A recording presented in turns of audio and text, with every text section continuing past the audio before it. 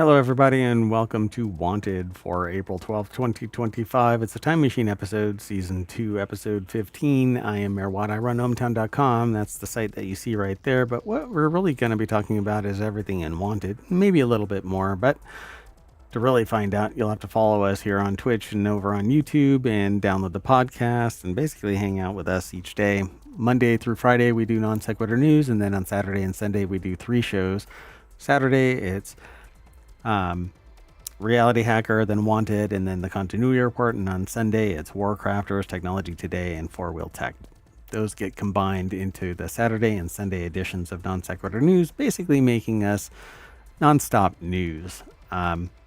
So today on Wanted, we're going to be talking about a train across Kenya, advanced AR glasses, wireless record player, the Ooni Halo Pro Spiral Mixer, and the the Steel Series Apex Pro HE Hall Effect 60. I'm really into keyboards, and I want some of this stuff, if not all of it. But we'll see on the other side. Everything's powered by ohmtown.com, so go over there and become a citizen.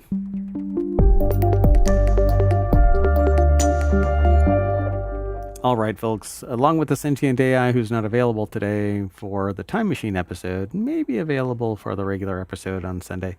We're going to be talking about these 5 articles that I already mentioned. So the very first one is an author over at Business Insider, or a reporter, wrote that they rode on premium class on a train across Kenya for $66, and it felt like a first-class flight mixed with a safari.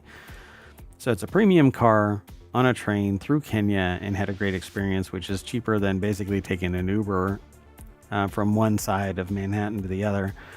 They traveled in style in a premium train car aboard Madaraka Express between Voi and Nairobi in Kenya. The ticket cost about $66, and the ride made them feel like they were in a first class plane cabin.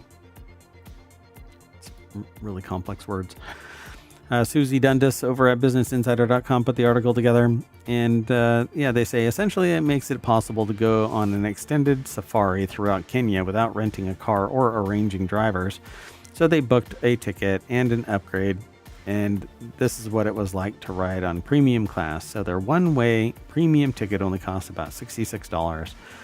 They took the Madaraka Express to Nairobi after spending 4 days at the nearby Lions Bluff Lodge near Voi, a town on the edge of the Taru Desert.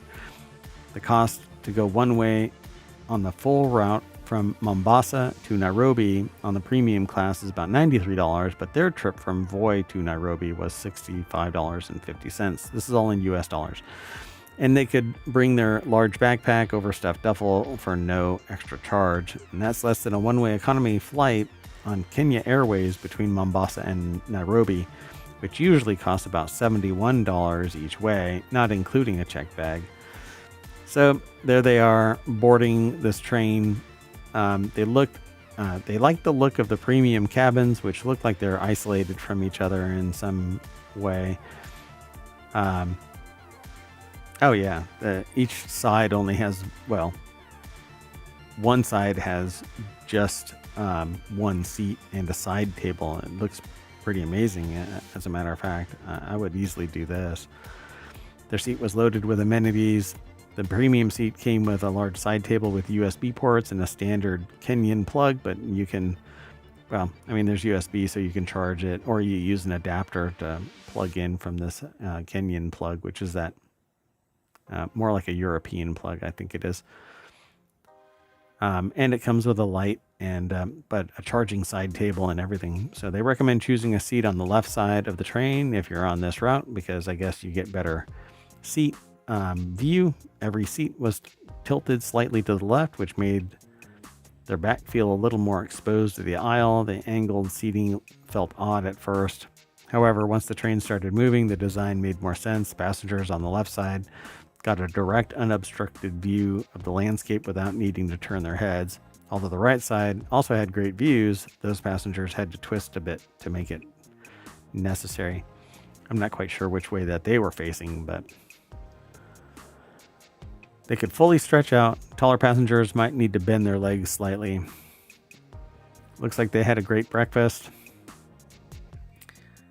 They say beware of wildlife crossing and have elephants and gazelle, it looks like, and giraffe running. So it looks pretty good. Their train ride felt like an international first class flight for a fraction of the cost. Yeah, pennies on the dollar. But it would be a great experience just to be in Kenya and taking a train from one side of the country to the other. So it looks like it would be fun. The lie flat seat controls worked well, and when combined with the footrest extension, their entire setup became a continuous sleeping surface. So seems like it would be brilliant. That said, getting there in the first place might be more expensive than, well, not could be. I guarantee you it's more expensive than the train ride itself. All right, let's keep on going. This next article is over in Wanted.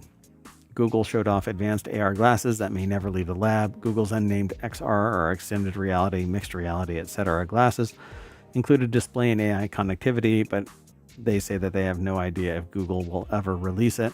So I'm really into augmented or mixed reality glasses. I've ordered the same pair 3 different times, hoping that I would hit the kind of the mother load of release dates. But no, that's not really going to happen. Kyle Barr over at gizmodo.com put this article together, and it says that the glasses had a microphone, camera, speakers to gather as much information as possible, gathered Google's first XR device since Google Glass, wherein people were called glassholes. Has an in-lens display, which Izadi, they mentioned this earlier up here. Shahram Izadi, the VP and general manager of XR at Google, strode out on TED's stage wearing what initially appeared to be typical, the overly large pair of glasses. Think Meta's huge and also unreleased Orion smart glasses. Yeah, these clown-like glasses just aren't going to do it for me. If they're not this size, this is your standard glasses size, then it's just not worth it. So Izadi held up the device to the camera for a scant few seconds, remarking it's very, very small, which not if somebody is pointing out that they're large and bulky. That could point to the idea Google is experimenting with waveguide type glasses display, featuring in devices like the Ray Neo glasses, but the XReals use waveguide type glasses as well. Glasses themselves use Android XR, Google's homegrown OS for extended reality devices. The glasses should have more capabilities to connect with your smartphone and access all your phone apps, yet the real killer feature is the connection with your other Google apps. Batia asked the glasses to look at a record from a rapper named Teddy Swims and play a track, and they literally opened up YouTube Music and played the requested song. All right. So Google's been working behind the scenes on AR glasses for several years, even after the demise of the Google Glass project. Curiously, the pair showed at TED may not be sold under Google's own banner. I mean, it's a potential thing that they'll just kind of white label it and sell the technology to people to do value add, different frames, better frames, different design, but all fit within a certain technological footprint. So from what they've seen from Moohan, Moohan, which may be a premium priced device, the device will act much like today's Apple Vision Pro, but with more Gemini enabled features. I just don't want something that closes me off. I want regular glasses that provide the information in high detail, high resolution, full color, full animation, 120 frames, that kind of a thing. I don't know if that will ever be manifest, but I'm here for it and I'm willing to wait. And like I said, I've ordered it 3 times, the XReal 1 Pro glasses. Only stopping because they keep pushing back the actual launch date. So I'm hoping that I get it. I'm very frustrated because I just want it. Mainly because I'm very interested in privacy and I want to be able to work on certain information even while I'm out at a coffee shop. And I don't want people being able to shoulder surf or see me type in passwords and stuff like that. At any rate. So this will be pretty cool. I'll be keeping an eye out for it. So if it's regular glasses like this, I may end up with them. and I'll definitely be reporting out. So X-Real, if you're listening to me, send me a pair of the X-Real ones so that I can actually wear them right here, right now, every time we do a show. And that's 7 days a week. We do shows, either an hour long or an hour and a half worth of shows plus. And we're coming up on the summer of stream, where I'll be streaming 8 hours a day for close to 3 months. We'll see how long I can actually do it. Mayoral duties sometimes pull me away, but we'll see. All right, the next article is over in Non Sequitur News. Bring your vinyl to the beach with Toshiba's new portable wireless record player.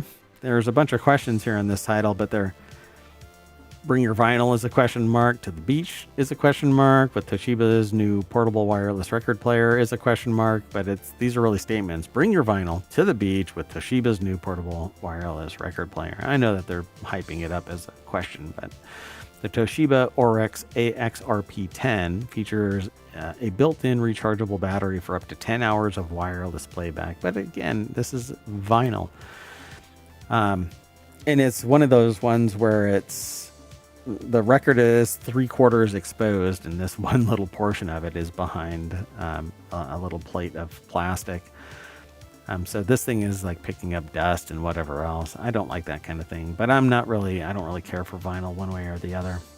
The Oryx AX RP10 is by no means pocket friendly like Sony's Walkman or Apple's iPod, but it's small enough to haul around in its included shoulder bag while still accommodating 12-inch records. It can be used completely wirelessly thanks to its built-in USB-C charged battery. The AX RP10 compact design is reminiscent of the iconic Audio-Technica Soundburger, which is something that I've seen in person, which was re-released in 2022, but not quite as small. You can still haul it to the beach or the park for a picnic, etc., but basically there's an opening and you sandwich the record in between this opening. Once it's clamped down, an arm can come out and a stylus can descend onto the record player, and it just plays to your heart's content. So if you want to go completely wireless and are okay with the analog sound of your vinyl collection being digitally compressed, the AX RP10 includes Bluetooth connectivity so that it can be used with wireless headphones and speakers. It's not going to appeal to audiophiles, which, unless you hit a certain price point with your audio devices, you have no idea. But some sound is good enough versus the lack of audio. Anyway, neither is the rest of the AX RP10's hardware, so you're not going to appeal to audiophiles with any of this because the armature isn't the right thing. It's not balanced. It's compressed. It's Bluetooth. It's blah blah blah. So most people who are really into audio won't like this regardless. But I think that it's an easy lift. If you're interested, you can basically bring a record and then play for up to 10 hours audio. It's pretty brilliant. Let's keep on going. The next article is over in RealityHacker. The Ooni Halo Pro Spiral Mixer Review. Dough as far as the eye can see. Upgrade your summer hosting game with Ooni's commercial-inspired spiral dough mixer, which I may end up having to get. Really depends on how well this thing mixes, but it's a commercial-inspired spiral dough mixer because we're going to be producing much more dough, but not the dough that's for Ooni pizza making. In fact, I just offered up to people to take my flat top grill because I just stopped using it. And I don't use it with regularity to the point where it's just taking up space and I'd rather somebody benefit from it.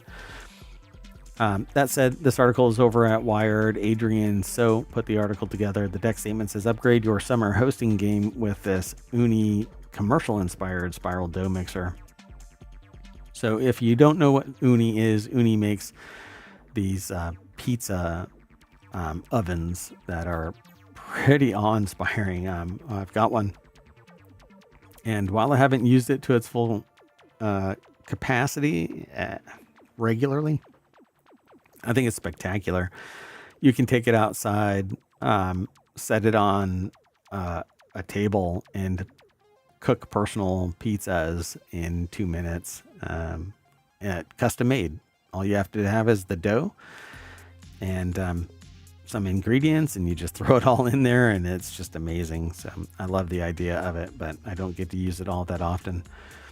So the person says when they got married 14 years ago, their 3 high school best friends pooled together and bought them a KitchenAid stand mixer because those are really expensive. It's a beautiful heirloom, and I actually gifted one to somebody who was really passionate about baking, only to find out later that I really wanted to have the same KitchenAid mixer, but didn't have the demand for that large scale one, and so got a smaller one, only to find out later that now the bigger one would be much more useful. But like they say in the article, it's a beautiful heirloom, and they think that their friends, whenever they make batches of chocolate chip cookies, like most home stand mixers, it's a planetary mixer. The blades rotate around a fixed point. Properly cared for, a nice planetary mixer will last forever, but it often doesn't feel like it when you're making 4,000 batches of pizza dough and clinging to the top of your rapidly overheating KitchenAid mixer to prevent the dough hook from slapping the dough ball to one side with enough force to knock it over. So if you're making a lot of dough, you'll want something that's a little bit more hefty, right? So they say bigger and better balanced basically means that it has the ability to use its strength to make this dough. The Halo Pro is beautiful. Unboxed, it takes up about the same amount of counter space as their KitchenAid. It's about 6.5 inches wide, 14 inches deep, 12.5 inches tall, but it comes in 2 colors, white or glossy black. I'd rather just do white. Pardon me one second. So the steel bowl has a 7.3 quart capacity, almost twice that of the KitchenAid's 4.5 quart capacity, but there's bigger KitchenAids if I recall correctly.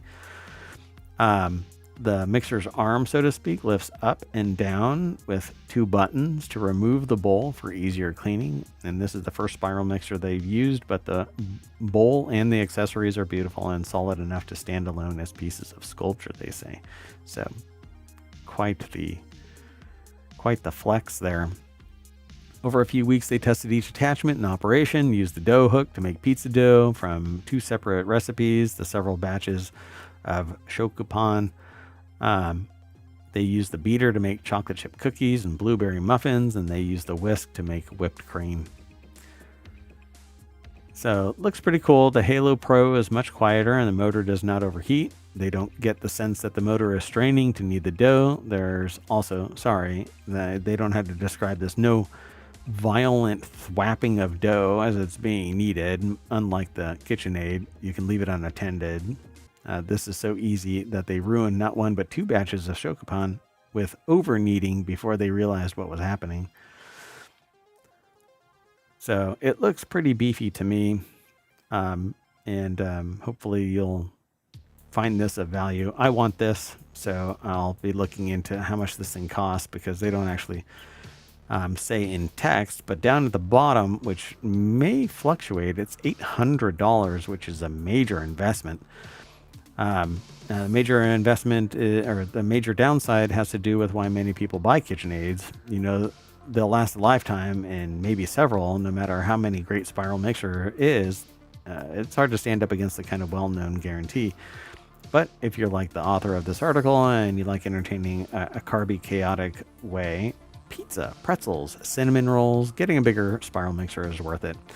Yeah, I'm planning on making a metric ton of sugar cookies in the coming year. So may have to invest in this just so that these home-baked cookies can be made in larger quantities. That said, I want. So the Ooni Halo Pro Spiral Mixer. Okay, our last article for today's Wanted is over in RealityHacker, SteelSeries Apex Pro Mini Gen 3, a Hall Effect 60% keyboard. I am doing some research into keyboard creation, and I love mechanical keyboards. I love being able to get that positive feedback about hitting a keystroke, and so I'm interested in these Hall Effect keyboards that they still respond with positive feedback because they're still mechanical, but they're Hall Effect, so that they're much more responsive, and you can set where the actuation is This article is over at wired.com by Henry Robbins. It says the deck statement has, this could have been the apex of compact gaming keyboards, but it has few too many flaws and a high price. So I'm really curious what this problem really is. It says what makes it special is 60% layout, if nothing else, Hall effect keyboards, and true 60% layout today make it special. They've long been a proponent of the 60% keyboard. It's by far the smallest keyboard layout. It's still accessible. So it's basically 5 rows. It loses its F keys, it loses its number pad, and it loses its directionals. That's what narrows this down to this tiny little 60%. My problem with that is that I really want my number pad, I really want my directionals, and I really want my F keys for various functions. I can actually program them independently of everything else. But this is a $220 Apex Pro Mini with Hall effect switches. The latest generation of Apex Pro Mini uses the OmniPoint 3.0 switch, a fully adjustable Hall effect switch manufactured by Gateron for SteelSeries, and most Hall effect switches, including those from Wooting, Keychron, and Corsair keyboards, are manufactured by Gateron with the same general construction and only small differences between each brand's version of the switch, and they go into depth about Hall effect switches in a different link. Again, this is put together by Henry Robbins over at wired.com. I won't go into the greater detail of this. You can actually get smaller 60% where they're only 4 row. This is 5, and I really like the idea of a 60% keyboard or a small footprint keyboard. I use, see if I can show you this. I knocked over some sanitizer. I use this keyboard here. It's a solid metal keyboard from Chilkey, and I absolutely adore this thing. My problem is that I prefer split keyboards. I switched to this just so that it had a smaller footprint, and I like the thock. But I'm going to be making a split keyboard. Unfortunately, it won't be aluminum or steel or anything like that. But they say, however, that's all true for every mainstream Hall effect keyboard. The Apex Pro TKL will perform like the Wooting 60HE, which will be like the Keychron K2HE, which will be like the Corsair K70 Pro TKL. I think the software, they mentioned the software is basically the biggest difference. Different ones have different levels of friction, different levels of reliability, different levels of security, etc. So ultimately, the largest gains in performance with the keyboard come from the smaller layout compared to larger keyboards. The Apex Pro Mini offers more space for mouse movements and more efficient controls with the built-in function layers. But nobody in my world has ever said, you know what I love? Smaller keyboards with more layers, because everybody derps and hits the wrong layer to hit a particular key. I hate layered keyboards. Just give me one that has what I need. And I think that really comes down to personal taste. But at $220, I'm not interested in this. I don't recall if it said that it's an aluminum body and what the sound actually looks like, but maybe it's metal. It says the stabilizers though were inconsistently tuned from the factory. Some of them felt scratchy or made rattling noises, while others were over lubricated and felt dull when pressed. They talk about the mounting method. That's the tray mount where the plate and the printed circuit board are screwed into the case at multiple points. Avoid the typical dead zones of tray mounting by using a thicker aluminum plate. There's an aluminum plate apparently in this, but the typing still lacked the responsive feeling and bounciness of a gasket mounted keyboard. I've always thought that the mounting stuff is kind of weird, but these contributed to making a typing experience that, while not terrible, doesn't feel particularly impressive either. So this is the kind of keyboard that you have to hear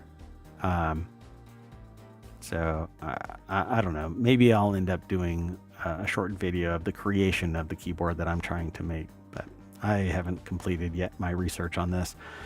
But that just means that I'm going to have to switch to a different layer for now because we're at the end of wanted. I want all of this stuff, differing levels of want, but I definitely want all of this. I love mechanical keyboards, and I prefer them over pretty much every other keyboard that I've ever had in my existence, and I've been around for a long time. Lots of keyboards have come and go. But I'm thinking that I'll end up with a custom low profile keyboard that's a split keyboard, and no layering, no nothing. Well, anyway, that's it for today. We're going to switch to a different layer, and that's going to bring us back to Wanted over at ohmtown.com, where you can go and become a citizen. Be sure to sign up, sign in. All the news, none of the noise. All the noise is during the show and in the discussion over on Discord and on YouTube and the Patreon and the podcast. So go over and check it all out. Anyway, that's it for today. I am Mirwat. The Sentient AI isn't available for today's Time Machine episodes, but we're going to shut down. I'm going to retool really quick. We're going to come on back and do the continuity report. So see you in a little bit. Bye-bye.